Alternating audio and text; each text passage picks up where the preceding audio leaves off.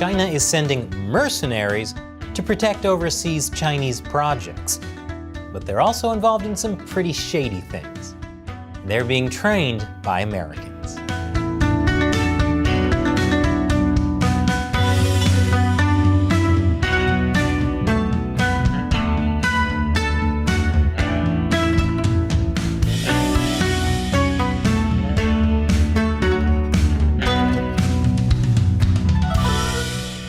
Welcome to China Uncensored, I'm Chris Chappell. The Chinese Communist Party is spending a lot of money on its Belt and Road Initiative.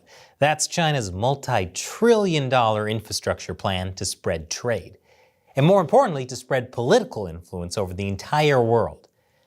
A lot of countries in the Belt and Road Initiative make deals allowing Chinese workers to build projects on their land. It's a huge win for the Chinese Communist Party, but it's risky business for the workers. Many Chinese workers face danger in local conflicts because they're being sent to unstable dictatorships. And they can be targeted by angry locals protesting, who conflate Chinese workers with the Chinese regime. If the Chinese Communist Party had its way, it would send its military and police force abroad.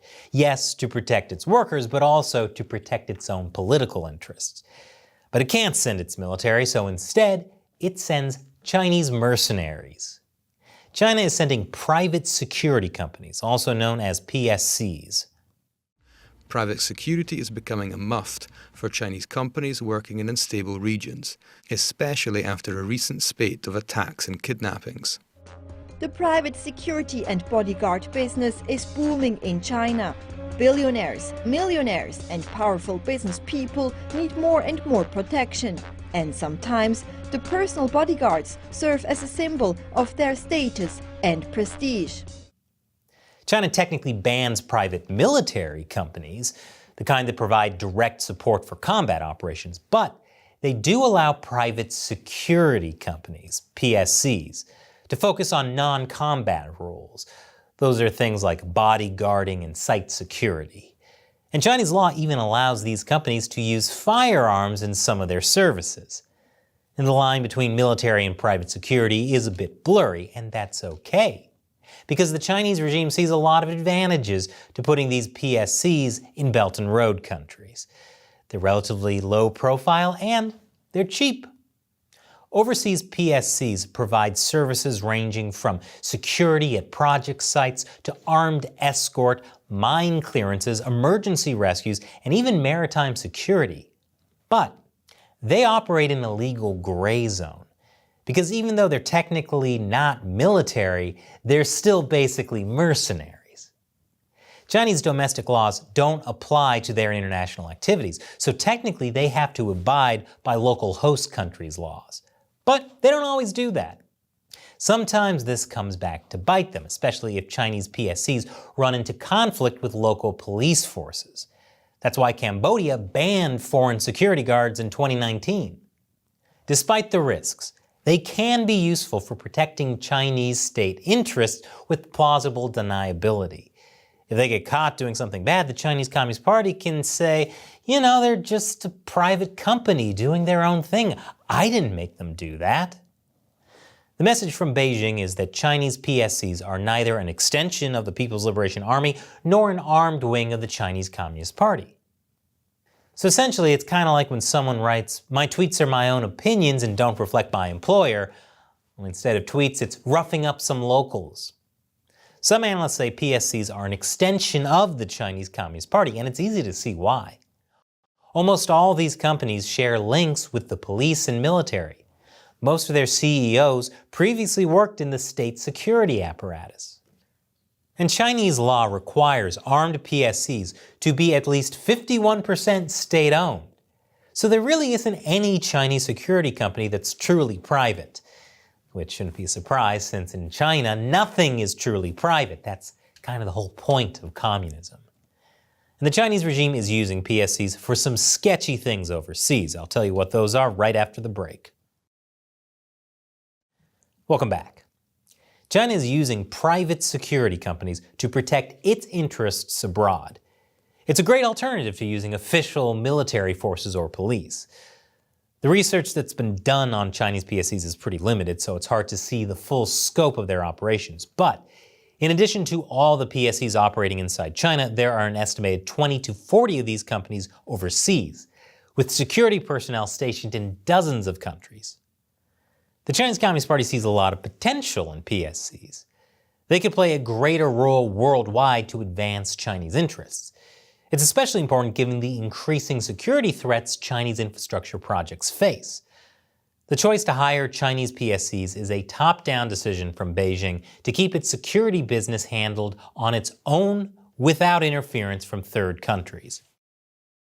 Back in 2016, a top communist security official said qualified security companies should actively follow the ever-increasing demand for the protection of overseas interests and accelerate the development of overseas security services. And in 2017, the former Chinese ambassador to Cambodia said Beijing needs to promote PSCs to provide security overseas for new investments because China cannot send Marines like the United States. So he's basically saying we would send Marines if we could, but we can't, but we kind of are. In 2019, the Chinese government put out these guidelines for PSCs, which basically confirm how closely tied Chinese PSCs are to the state. For one, they're now a designated part of the Belt and Road National Security Intelligence System. That means they're expected to join Chinese embassies in reporting and engaging in intelligence gathering. Great! So now China officially has spies in dozens of countries, and many of them are armed. I'm not saying they're highly trained spies, though. A lot of them may be just average security guards who are also expected to pass on information on the side, because that's what the Communist Party expects of everyone.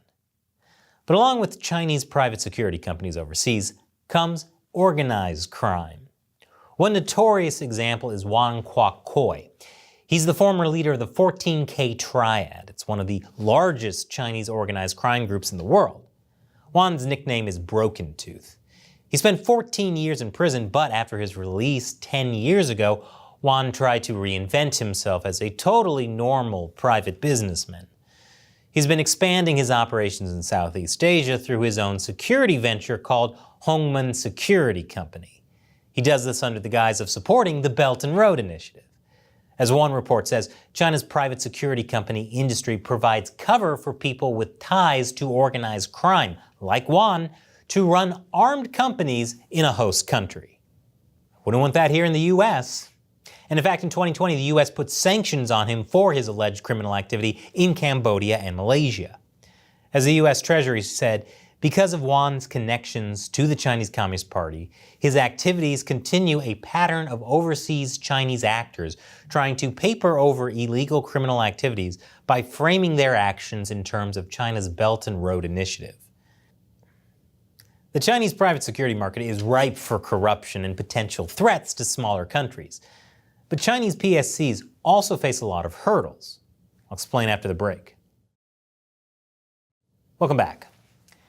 Chinese mercenaries in the form of private security companies are becoming a threat to smaller countries thanks to their ties to the Chinese regime. But most of them are not highly skilled combat veterans. A lot of Chinese PSCs lack training and qualifications. Unlike Western PSCs, most Chinese security personnel have just a bare minimum education. They're not necessarily getting trained in military skills or even the local languages. They're not getting paid much either. It's estimated you can hire 12 Chinese security guards for the same price as one British or US guard.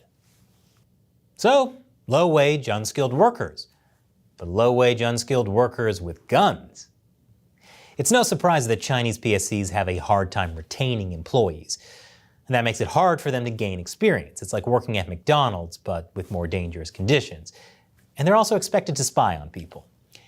So Chinese PSCs still have a long way to go before they can match Western ones. But don't worry, the Chinese Communist Party has a plan to improve the quality of Chinese PSCs by getting training from Western experts, like Frontier Services Group. It's a joint venture by China's CITIC Group and Eric Prince. Yes, that Eric Prince, the guy who founded Blackwater, the American private military company tied to all those scandals in Iraq and Afghanistan. Eric Prince has less scruples than Vin Diesel has scrunchies. But hey, Eric Prince has a lot of expertise in managing private military and security services, and he's willing to share it with China.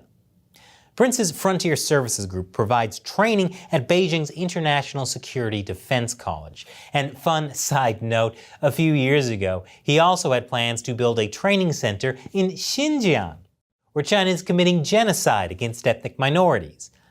A press release showed his company had been planning to spend millions in Xinjiang until they had to scrap it due to the Trump administration's sanctions. But those sanctions only apply to the Xinjiang region, so it's perfectly legal for Frontier Services Group to train Chinese mercenaries in other parts of China. And that's exactly what they're doing. American mercenaries training Chinese mercenaries. There's no way that's going to come back to bite us. So what do you think? Leave your comments below. And remember, China Uncensored is supported mainly by viewers. So visit patreon.com/China Uncensored. Contribute $1 or more per episode. We rely on your support to help us keep making great episodes. Once again, I'm Chris Chappell. Thanks for watching China Uncensored.